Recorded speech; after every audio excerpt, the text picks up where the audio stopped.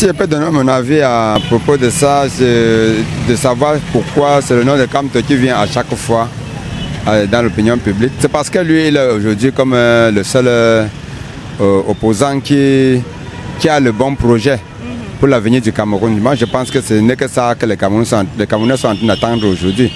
Parce que le gouvernement aujourd'hui, on ne peut pas dire qu'ils n'ont pas travaillé, ils ont quand même bien travaillé, mais ils ont un peu mis trop long au pouvoir. Un seul parti n'a pas fait au moins 50 ans au pouvoir quand même. Il faut laisser la place à une autre personne d'essayer de nous montrer aussi son projet qu'il a, pour qu'on voit comment le lendemain va être. Justement pour ça que les Camerounais sont en train de tomber derrière Kamto aujourd'hui. Parce que hier c'était John Fundi. John Fundi, lui, il est décidé aujourd'hui, paix à son âme. Et on a vu que les objectifs de John Fundi, du parti de STF en particulier, étaient... Bon, ils ont failli quelque part et aujourd'hui on retombe derrière le MRC qui est Maurice Kamto, qui a pour président Maurice Kamto et ses projets.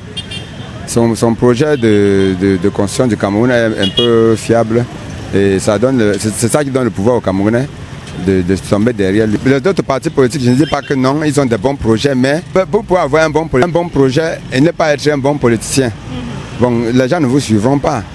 Oui, les gens ne vous suivront pas. On a vu que celui-là, c'est pas celui qui chasse sa propre poche. Vous voyez, c'est quelqu'un qui, si demain il y a, tous les Camerounais seront bien. C'est un peu cela. Et on a vu que d'autres partis politiques ont de bons projets, mais ce sont des gens qui vont d'abord peut-être chercher à remplir leur poche avant de chercher que le Camerounais soit bien. Oh, Maurice Kamto, lui, je pense que son projet, parce que lui, il a démontré qu'en fuyant les élections passées, il a démontré aux Camerounais que lui n'était pas là pour chercher de l'argent. Et à partir de là, beaucoup sont quittés derrière lui parce qu'ils avaient des opportunités. Ils voulaient chercher des opportunités pour être riches. Oh, quand il a dit que nous ne viennent pas aux élections, on a vu ce qui s'est passé. Beaucoup ont démissionné de son parti. Oh, lui, il voulait voir cela. Nous voulons cela. Nous voulons que le Camerounais qui va nous diriger demain ne cherche pas à remplir ses poches. Il ne cherche pas pour que sa famille soit bien avant que les autres soient bien aussi. Il faut que le Camerounais, tous ensemble, nous évoluons de la même façon. Bienvenue sur Women TV Talk Show. La télévision qui enseigne, la télévision qui éduque, mais surtout la télévision du futur. Aujourd'hui, dans À vous la parole, on a décidé de faire une descente à Akwa, plus précisément au carrefour d'Alip.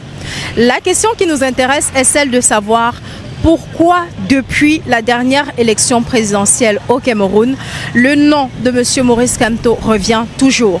Il est mangé à toutes les sauces, que ce soit en positif ou négatif, son nom revient toujours. Pourtant, nous le savons tous, il n'a pas gagné l'élection présidentielle de 2018, il ne s'est pas présenté aux législatives qu'il a boycottées et pour sortir, il n'est pas le seul parti politique au Cameroun.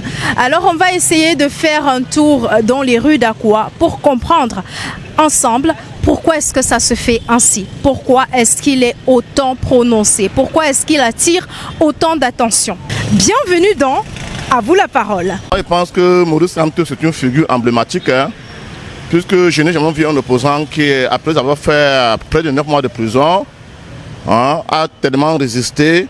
Imaginez, celui qui fait la prison, c'est un opposant de grande envergure. Donc voilà pourquoi nous disons, si une telle personne a dû se sacrifier, pourquoi ne pas lui donner ce privilège, cet avantage, pour qu'il devienne notre futur président? Il est bien vrai, il y a plusieurs autres opposants, mais c'est celui qui a osé. Il aurait dû perdre sa vie en prison. Après qu'il soit sorti, il a maintenu le cap. Voilà pourquoi la plupart des Camerounais pensent que Maurice Kamto devait être le futur président. Donc selon vous, c'est à cause de son audace, sa capacité à résister à tout ce qu'il a subi, que son nom revient autant même des mois après, ou plutôt des années après la dernière élection présidentielle? Oui, il a beaucoup enduré, Bien qu'il ne soit pas représenté à l'Assemblée nationale, mais il y a quand même, selon la Constitution, un autre parti politique peut lui faire confiance. Il peut s'aligner derrière un parti politique pour se représenter. Parce que ses opinions, ses points de vue sont tellement intéressants et la majorité des Camerounais s'y intéressent. Et nous sommes derrière lui. Bonjour monsieur. Bonjour. Vous allez bien, j'espère? Alors ça va. La question d'aujourd'hui est celle de savoir pourquoi pour vous le nom de Maurice Kamto revient régulièrement depuis la dernière élection présidentielle, sachant qu'il n'est pas représenté à l'Assemblée nationale et sachant également qu'il y a plusieurs autres partis politiques au Cameroun. C'est vrai, le nom de Maurice Kamto revient dans la scène politique aujourd'hui. Les Camerounais ont eu beaucoup de déceptions compte tenu du passé politique. Bon, Maurice Kamto est là, c'est vrai. Il attire l'attention des Camerounais. Mais ce n'est pas parce qu'il convainc les Camerounais, ce n'est pas parce qu'il convainc en tant que tel. Mais c'est justement parce qu'il y a d'abord un vide qui est là. Et ensuite, les Camerounais regardent qui propose mieux, qui est-ce qu'ils peuvent, dans les bras de qui ils peuvent se rejeter. Actuellement, Maurice Kamto est là, il essaie de profiter de ce vide. Donc pour vous, c'est le candidat qui répond le mieux aux préoccupations des Camerounais jusqu'ici. Pas forcément qu'il satisfait pleinement, mais qui répond quand même au mieux. C'est bien ça? Oui, bon, si je dis qu'il répond le mieux, s'il faut aller voir au fond, s'il faut aller vraiment voir au fond, Maurice Kamto, par le passé, a fait beaucoup d'erreurs. Entre-temps, il n'y a pas eu de leader vraiment qui convainc, c'est-à-dire que convainc au fond. C'est-à-dire que les leaders qui convainc au fond, qui ont pu toucher les Camerounais au fond. C'est ce vide-là, quand je dis, c'est ce vide-là qui permet à ce que les Camerounais ont de l'embarras.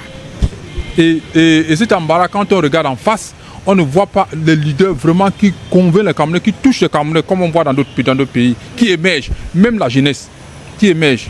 Alors, mais face à ça, maintenant, quand on regarde, on jette le visage partout, on jette le regard partout, on ne voit pas. Bon, vraiment, quelque part, certains Camerounais sont dessus, mais ils le font, ils vont parce qu'ils n'ont pas de choix en profondeur. Ici, on fait beaucoup de polémiques, en bien ou en mal. Bon, ça dépend du côté où chacun se trouve. Peut-être pour mon point de vue, que ce soit du côté du bien, parce que vu son plan politique, son programme, oui, et vu l'engagement au niveau de ses ambitions, de propositions, et vu le contexte, vu qu'on avait des élections présidentielles, oui, et vous savez qu'en 2018, il y a eu élection et que, bon, on suppose qu'il avait remporté, et bon, il n'a pas officieusement. Bon, et vous savez qu'en 2020, pour les élections législatives et municipaux là, oui, il n'a pas été candidat. Bon, au début, il a décidé de se mettre à l'écart. Il a mis à l'écart. On n'a pas compris. Bon, certains n'ont pas compris le problème. Bon, il semble, vu ce qu'on a suivi au fil du temps. Oui. Bon, moi-même, j'ai commencé à lui donner raison parce que ça me c'était peut-être comme un piège qu'on l'avait tendu et que vu son expérience politique, il a pu échapper à ce piège. Tout à l'heure, vous avez dit que le choix qu'il a fait de ne pas se présenter aux législatives, à ce moment-là, les gens n'ont pas compris, mais aujourd'hui, vous comprenez que c'était un choix stratégique. C'est stratégique. Mais est-ce que pour vous, ça ne lui est pas préjudiciable, sachant qu'aujourd'hui, on lui dit qu'il ne peut pas se présenter aux élections présidentielles, justement parce qu'il n'est pas représenté à l'Assemblée nationale, ou alors que le MRC n'est pas représenté à l'Assemblée nationale? Oui, vous savez que ce n'est pas une raison fondamentale, puisque déjà, même, il y a beaucoup de possibilités de candidats. Il y a une possibilité qu'on dit si on peut réunir 300 signatures au niveau des signatures, au niveau de chaque province. Oui. Et il peut être candidat représenté par un parti qui a les élus. C'est aussi une possibilité. Bon, lui-même, avant de prendre des décisions, je pense que lui-même avait quand même fait des projections, il l'a vu, puisque la loi existait déjà.